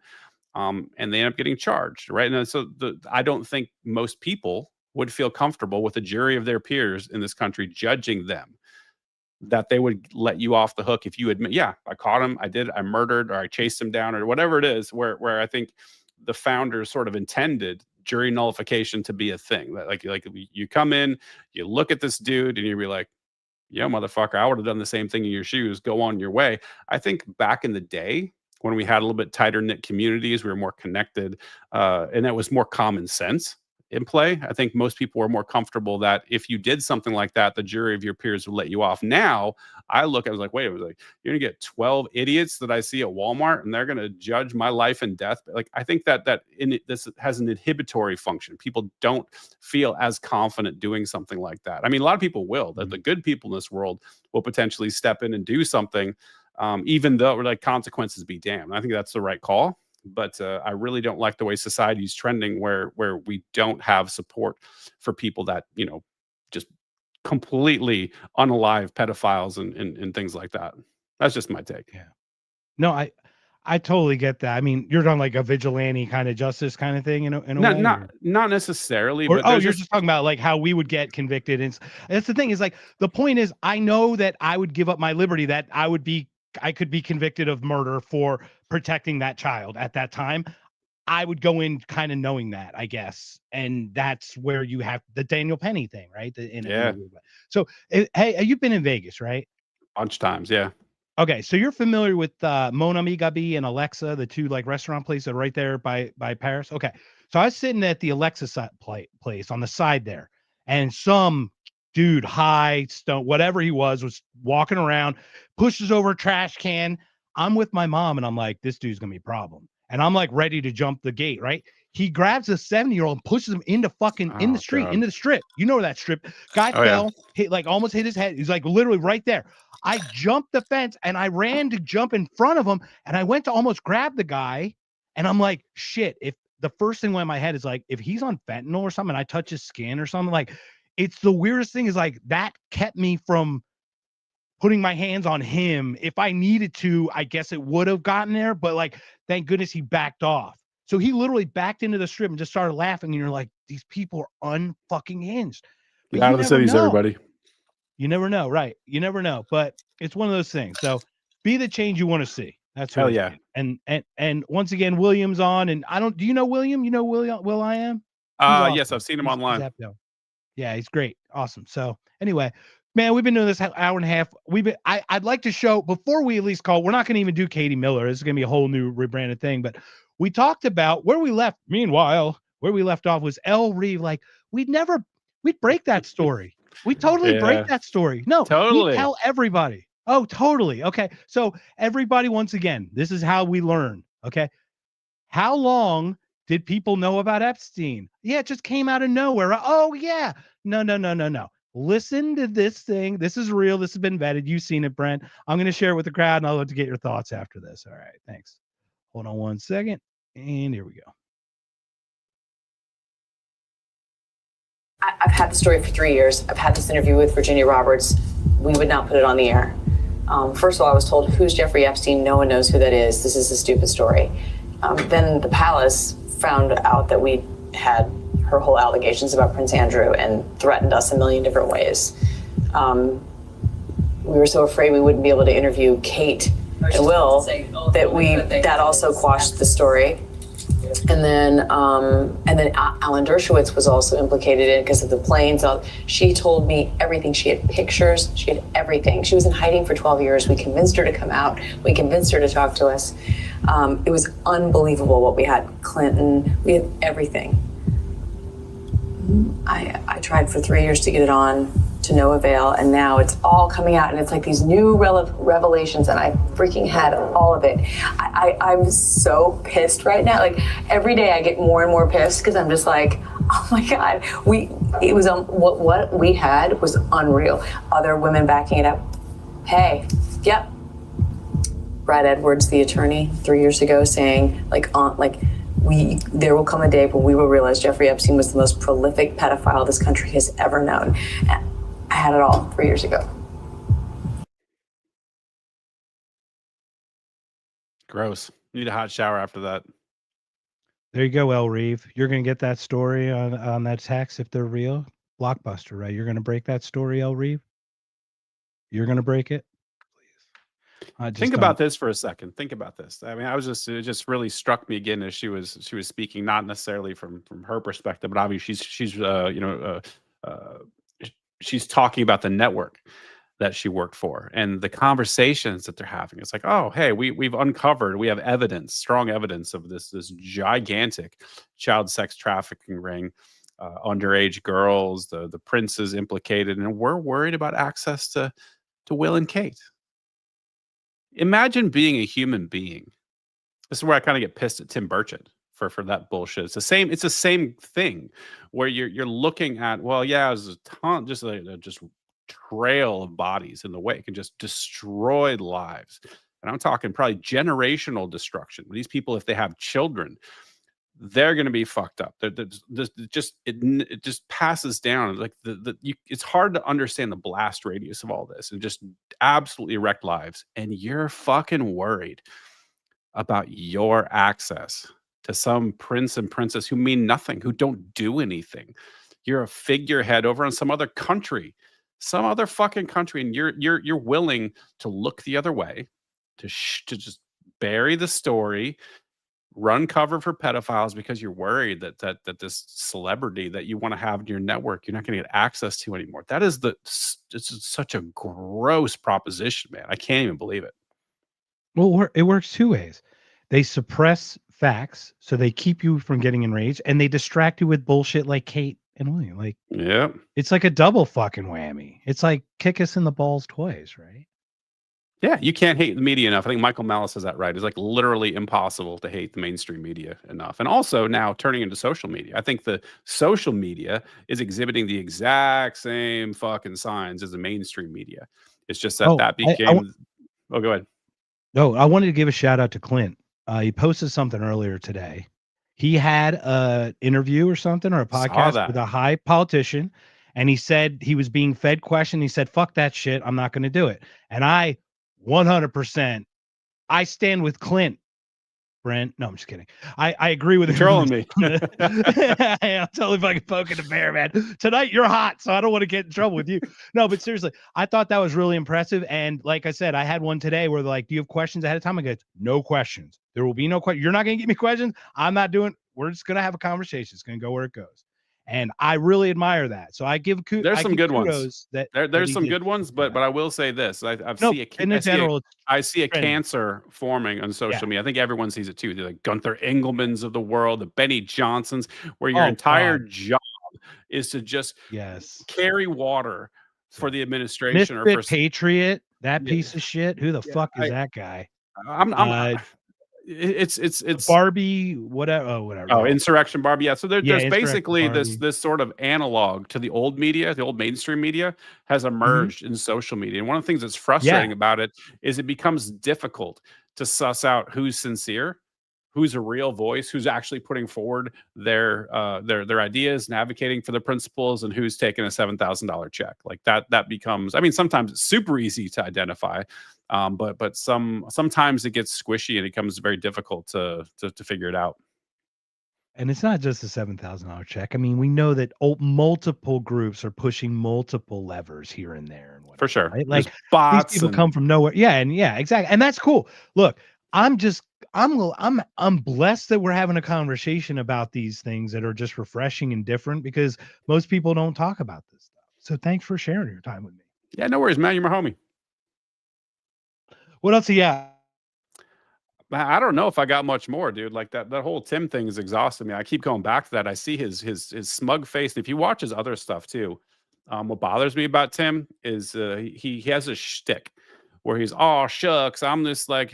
First of all, he's a rich as fuck dude. He's like, like suburban mega mansion type of thing. Plus, he's got this like country thing where he's got his donkey, and he's showing the countryside all the time. He's playing up to that Tennessee thing. He's in Knoxville, and he's showing up to the Vols games and oh shucks, dadgummit, and it's so fake. It's so contrived and it's so gross, man. So every time I see that dude, it's just like my hackles go up, and I get fucking, you see it, man. I crash out every time on Twitter when I see that piece of shit.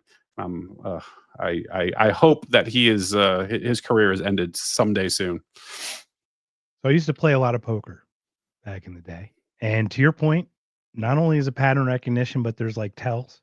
Yeah. Watch him on Tucker. That all gommet shucks darn thing that you're talking about was like screaming at me like, fake as fuck. Fake. Oh, I'm just some doggone Christian who believes in blowing up children on the Gaza Strip. That's just what I'm goddamn good about. What? At least Randy Fine has the fucking balls to be an absolute piece of shit. He doesn't hide behind it. God damn. Honestly, there's something honestly that's endearing about that to a certain degree, because you're just like, if you're glass the fucking children, nuke them all, like, okay, at least I know, at least he's honest, at least I know where he stands. When I see somebody that says one thing and does the complete opposite, it's just like that level of hypocrisy. It's hard to swallow. So I would rather take somebody who's fucked up and is just right in your face about it, as opposed to somebody who's smarmy and slimy and just two-faced and all that stuff. It's two things too. And if we tell him to shut up, which I would never tell Randy Fine to shut up, I'm like, keep talking, man. Keep digging your hole. I want to know where you at. I do not want your shit to go underground and fester up in some fucking radical, ridiculous way that shouldn't. I want you to express yourself, man. You just share with me all your shit, man. I just want to know where you're at, to your point. And that's so important in today's world. But we all have a mask to some extent, like I said. So For sure. look, this has been awesome, man. You're coming on in a couple weeks. First of all, Jake, sorry we couldn't get you on. I know you got a new microphone and stuff, and you didn't want to test it with us live and all that. So thank you for at least hanging out with us. We'll get you set up next week. You're going to be on full time starting the 19th. So Brett, I told you about this thing opening up for me, right? Yeah. All of a sudden, I've got a podcast 18th, 19th, 20th, 24th, and 26th of November. And I'm like, what the fuck? So it's really awesome. Hopefully I can share some of these people, because some of these people are really brilliant minds, I think, that you would at least have really cool conversations with. And hopefully we can exchange some. Obviously, Simon Godek was on. I watched that with yours. Man, he was brilliant. So before we go, please share all your stuff. Share some of the cool podcasts that you would highlight for others to check out that they can on Aiming Up Podcast. Yeah, man, I've had a lot of great people on, and it's wild because it's not always the big names. And I have had big names. I've had Zuby on. I've had Dr. Lawrence Krauss on. I've had Helen Pluckrose on. I've had a bunch of big names, and those are always great conversations too. But it's the littler, lesser known guys like George from the Tin Men. Like he's been a fantastic one. I've had on like 3 times. I've had Tyler Tote, like fantastic human being. Love that guy. Brother from another mother. Awesome. Actually gonna be hanging out with Tyler and Zuby in May, I think, in Vegas. That's gonna be super, super fun. Who else is going? Stuart Sims. Everybody, if you haven't checked out Stuart Sims, like he's been on 3 times. That's just a smart ass dude, and I always enjoy talking to him. He's a great guy. So those are some highlights. You want to go check it out? Go to Aiming Up Podcast on YouTube. Give it a listen, and also launched a new clothing line, Anarcho Syndicate clothing company. So if you go to anarchosyndicate.com, pick up some merch. I think it's pretty cool. I think it's very different from most of the merch you're going to see in the Liberty space, but it is definitely Liberty themed, but also got a little bit of a skater vibe to it and a little bit biker vibe, some sort of edgier stuff. So yeah, that's everything for me. And thank you so much for pulling up. I always love talking to you. It was great to see everyone in the comments. Thank you so much. And if you have the ability to subscribe to the podcast, man, it would really help.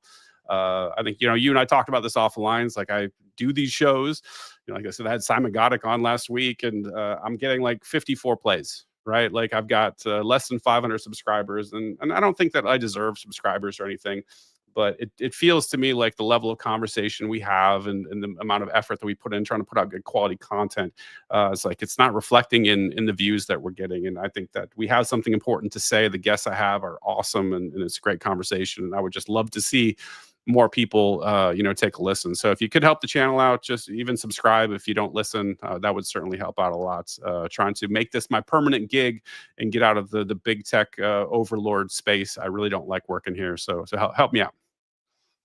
I'd like to do it with you. I'd like to get some land next year. Man, we've been doing this a while, and that's the thing. So I will say this, man. I've been doing this a while. I was a DJ. I was in a cover band. I was a front. I know people who have it. I know people who can earn it. I'm definitely in the earn it space, but the same thing. It's like it's drops in the ocean because just the number of podcasts. And it's funny. It's like our multi-curiosity makes us so niche.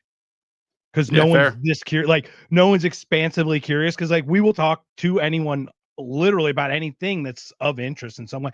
Now, obviously, that niche has kind of been taken by one Joe Rogan, right? But still, exactly. I will say this, man. I've watched your podcast. I don't bullshit. There's something you have about it, the way you're able to talk with these people and get the back and forth. I sense a lot of mine, and I'm almost bad to say like you're better. Like by this much, and it kind of pisses it's in a competition, man. But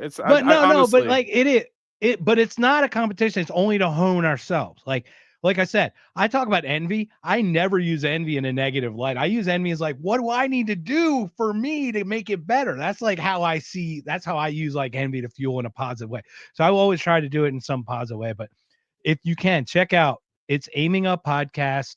Just go on there, subscribe. The Godek one was great for all you homesteading libertarians The guy makes his own bricks. The guy. So, and if you can connect me, I'd love to talk with him as well. But anyway, and so many people we need to cross. But like, you're coming on the 26th. Looking forward to it.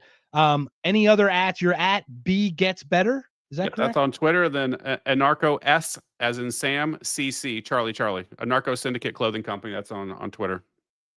Narco SCC. You got it. Man. Awesome. And what's cool, it does have a little bit of some other vibe to it that you have in your artwork. Do you have anything in your about page or anything about like how the artwork came to be, or maybe something? No. I just try to put out cool shit and see if people like it, and if they vibe it, they buy it. If not, whatever. We'll come up with something different. That's kind of where I'm at. Oh, I will say one thing though, is that my daughter is involved in some of the content generation, and so she's disabled. She's got Ehlers-Danlos syndrome. That was actually the last episode I did of Aiming Up Podcast. Was a deep dive into that one. It's pretty rough. With Ann Childers, who also has it. Correct. Yes. And so she is contributing some of the artwork. And so you're certainly helping her out as well, because she's got very limited physical capabilities. And so doing art is one of the low impact things that she actually can do. And so it'd be certainly helping her out. She's getting 100% of the proceeds of all of her designs. So yeah, go buy something and help her out too. All right. As soon as you get a beanie, I'm in. But it can't I'm be working the cuff. on it. I'm not a Timcast guy. I'm a Skull Cat beanie guy. I'm not a cuffer. The cuff doesn't do it for me. It's just we'll have it coming out soon. I got some trucker caps. I got a bunch of new products that are coming out. We just literally launched on Monday, so there'll be more stuff so. next couple of weeks. There's a big influx of new products, so check it out, and certainly appreciate all the support across any of the platforms. All right. Well, thank you so much, man. And I just realized I didn't share all the comments that were online. Well, how stupid was that? Nah, it's all right, man. Why don't you take an export and send it to me? I'd love to see what everyone's saying. I saw certain ones pop up on the screen. It's in there somewhere. Oh boy, gosh, man, I hate that.